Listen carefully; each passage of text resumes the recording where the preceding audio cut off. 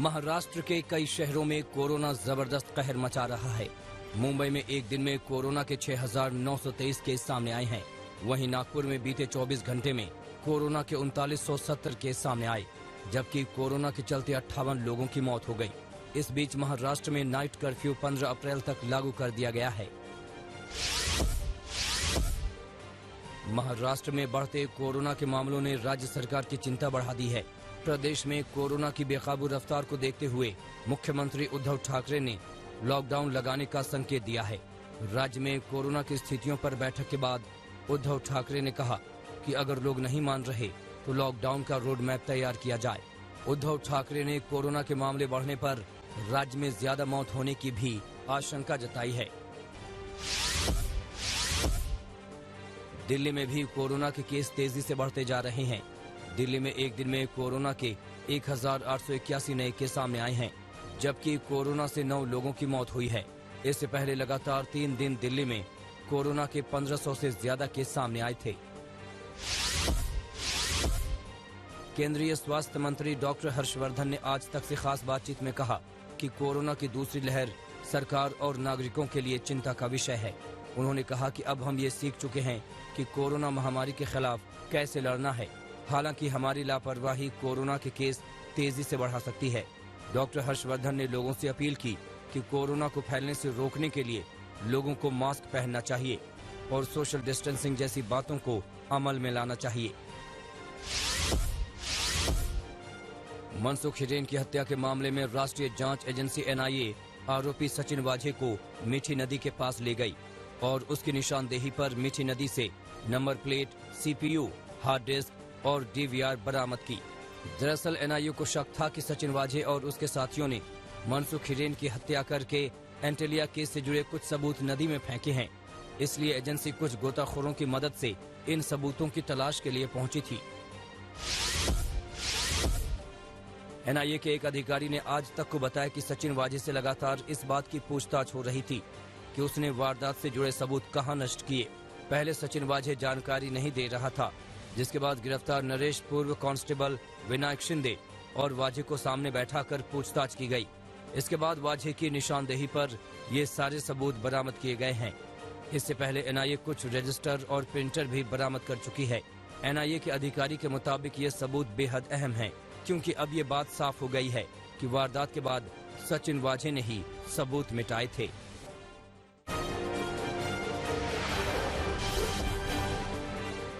केंद्रीय गृह मंत्री अमित शाह ने पहले चरण के मतदान के बाद पश्चिम बंगाल और असम के चुनाव में बीजेपी की जीत का भरोसा जताया है। अमित शाह ने दावा किया कि पश्चिम बंगाल में पहले चरण की 30 में से 26 सीटों पर बीजेपी जीत हासिल करेगी और चुनाव में 200 से ज्यादा सीटों पर जीत हासिल करके पश्चिम बंगाल में अपनी सरकार बनाएगी। इसके साथ अमित शाह ने पहले चरण में असम की 47 में से 37 सीटें जीतने का दावा किया। पश्चिम बंगाल में पहले चरण की सीटों को लेकर गृह मंत्री अमित शाह के दावे पर ममता बनर्जी ने हमला बोला। ममता बनर्जी ने कहा कि अमित शाह ने 30 में से 4 सीटें TMC के लिए क्यों छोड़ दी। उन्होंने कहा कि गृह मंत्री कैसे कह सकते हैं कि बीजेपी को 26 सीटें मिलेंगी, क्या उन्होंने मशीन में देखा है। इसके साथ ही ममता बनर्जी ने केंद्रीय सुरक्षा बलों पर वोटरों को धमकाने का आरोप लगाया। पश्चिम बंगाल में 1 अप्रैल को दूसरे चरण की वोटिंग होनी है। इस चरण में नंदीग्राम में भी वोट डाले जाएंगे। दूसरे चरण की वोटिंग से पहले ममता बनर्जी ने नंदीग्राम में ही डेरा जमा लिया है। आने वाले 2 दिनों में ममता बनर्जी नंदीग्राम में ताबड़तोड़ चुनावी कार्यक्रम करने वाली हैं। कल नंदीग्राम के एक कार्यक्रम में ममता बनर्जी ने कहा कि मेरी चोट के पीछे बिरुलिया बाजार और नंदीग्राम का कोई दोष नहीं है। ममता ने कहा कि गाड़ी पिलर में नहीं लगी और 4 से 5 लोगों ने उन्हें धक्का मारा। बीजेपी भी नंदीग्राम सीट पर ममता बनर्जी को हराने के लिए कोई कसर नहीं छोड़ना चाहती। गृह मंत्री अमित शाह दूसरे चरण के चुनाव प्रचार के आखिरी दिन 30 मार्च को नंदीग्राम पहुंचेंगे और शुभेंदु अधिकारी के लिए प्रचार करेंगे।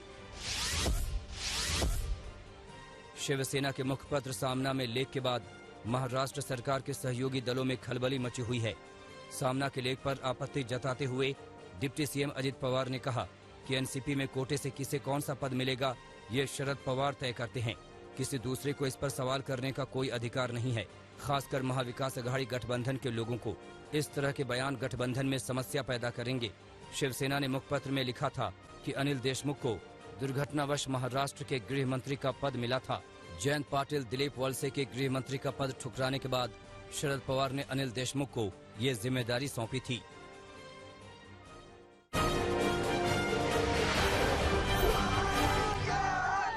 देश भर में होली के रंग बिखर रहे हैं। होलिका दहन के साथ ही होली का जश्न शुरू हो गया। स्वर्ण नगरी जैसलमेर में तमाम जाति समुदायों के लोगों ने मिलकर होली का जश्न मनाया। पारंपरिक लोक नृत्य गैर की भी धूम रही। जैसलमेर की होली की तुलना भी ब्रज की होली के साथ की जाती है। सुनार दुर्ग स्थित नगर आराध्य लक्ष्मीनाथ जी के मंदिर में भगवान के साथ भक्तों ने होली खेली। कुल्लू में भी होली के रंग देखने को मिले। यहाँ बंजर इलाके में स्थानीय लोगों ने जमा होकर परंपरागत तरीके से होली मनाई। रांची में हरमो स्थित देवी मंडप के सामने होली का दहन अलग तरीके से हुआ। 100 साल से भी ज्यादा समय से यहाँ परंपरागत तरीके से होली का दहन होता है। बड़ी संख्या में सुहागिन महिलाएं कार्यक्रम में शामिल हुईं और मन्नतें मांगी। हरिद्वार में संत भी होली के रंग में रंगे दिखे। साधु संतों के साथ आईजी कुंभ और अखाड़ा परिषद के अध्यक्ष ने भी ठुमके लगाए। श्री निरंजनी अखाड़े में मनाई गई होली में जमकर फूलों की बारिश हुई। संतों ने इस बार कोरोना के चलते रंगों की बजाय फूलों से होली मनाई। होली पर देवघर के विश्व प्रसिद्ध बाबा मंदिर में होली की पर्व की शुरुआत हो गई। देवघर एकमात्र जगह है जहां होली पर हरि का हर से मिलन होता है। अनूठे अनुष्ठान को देखने एवं इस मौके पर हरि और हर पर अबीर गुलाल डालने के लिए दूर दूर से लोग जुटे। ये अद्भुत क्षण रविवार शाम तकरीबन 7:40 पर आया। इस दौरान पूरा मंदिर परिसर मदन गोपाल की जय, कन्हैया लाल की जय घोष से गूंज उठा। उज्जैन में पहली बार होली पर बाबा महाकाल का आंगन सूना दिखा। होलिका दहन से पूर्व बाबा महाकाल को गुलाल लगाया गया। 16 पुजारियों 2 सहायक पुजारियों ने भी ये रस्म पूरी की। देश के तमाम शहरों कस्बों में बीती रात होलिका दहन भी हुआ। लखनऊ के सदर बाजार में तमाम लोग इकट्ठा हुए और होलिका दहन किया गया। भोपाल में भी होलिका दहन का जोश दिखा। बड़ी तादाद में लोग इस शुभ मौके पर मौजूद थे। विधिवत पूजा के साथ होलिका दहन किया गया। राजकोट में होलिका दहन पर प्रार्थना की गई कि देश में कोरोना से निजात मिले। रात 10 बजे से कर्फ्यू था, लिहाजा देर शाम को होलिका दहन का कार्यक्रम निपटा दिया गया।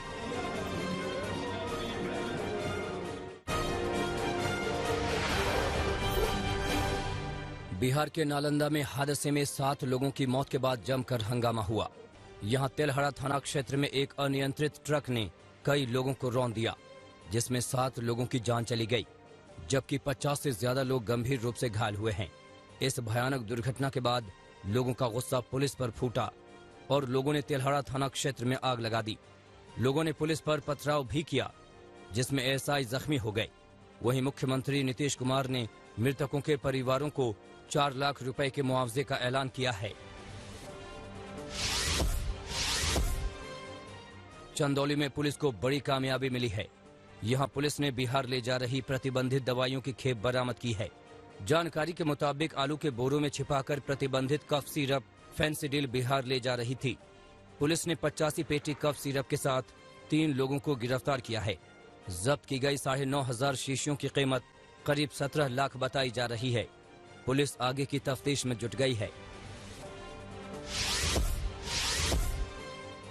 छत्तीसगढ़ के बिलासपुर में पुलिस वालों पर एक नागा साधु के साथ हैवानियत करने की खबरें सामने आई हैं। आरोपों के मुताबिक पुलिसकर्मियों ने इस नागा साधु को पकड़ा और उसके पास से अब तक इकट्ठे किए हुए 1.25 लाख रुपए छीन लिए। नागा साधु के मुताबिक जब उसने विरोध किया तो पुलिसकर्मियों ने नागा साधु को जमकर पीटा। नागा साधु का आरोप है कि अलग अलग अखाड़ों से मिले उसके प्रमाण पत्र और जरूरी दस्तावेज भी पुलिसकर्मियों ने छीन लिया। नागा साधु अब इंसाफ की गुहार लगा रहा है। मध्य प्रदेश के खंडवा में एक थर्मल पावर हाउस में भयानक आग लग गई। ये आग थर्मल हाउस के मैदान में रखे स्क्रैप और घास में लगी। आग इतनी भयानक थी कि यहाँ रखे रबर के बेल्ट और पुराना स्क्रैप जलकर खाक हो गया। बहुत मशक्कत के बाद फायर ब्रिगेड की 3 गाड़ियों ने आग पर काबू पाया। अभी इस बात की जांच की जा रही है कि आग कैसे लगी। मध्य प्रदेश के ग्वालियर में इंजीनियर के एक छात्र ने सागरताल में कूदकर जान दे दी। छात्र का स्कूटर बहोड़ापुर में सागरताल के करीब ही मिला है। छात्र ने एक सुसाइड नोट भी पत्थर से दबाया हुआ था।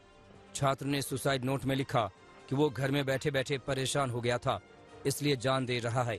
उसकी मौत का जिम्मेदार कोई नहीं है। छात्र ने इसी साल 12वीं पास करके बीटेक फर्स्ट ईयर में एडमिशन लिया था, मगर कोविड के चलते कॉलेज बंद होने की वजह से घर में रह रहा था।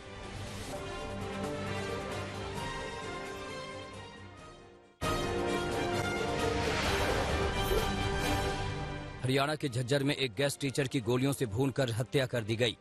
पुलिस को मौके से गोली के 8 खोखे मिले हैं। बताया जा रहा है कि बाइक पर सवार होकर 3 नकाबपोश बदमाश आए और उन्होंने अंधाधुंध फायरिंग की। मृतक दिल्ली के सरकारी स्कूल में गेस्ट टीचर था। दूजाना के रहने वाले गेस्ट टीचर की हत्या से हड़कंप मच गया है। पुलिस ने शव पोस्टमार्टम के लिए भेज दिया है और मामले की तफ्तीश में जुट गई है। बताया जा रहा है कि यह हत्या आपसी रंजिश की वजह से हो सकती है।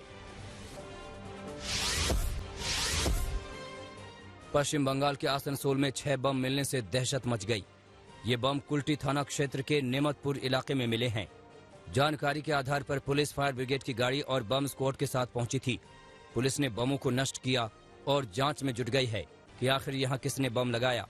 आपको बता दें कि चुनावी माहौल में बंगाल के अलग अलग इलाकों में बम मिल रहे हैं।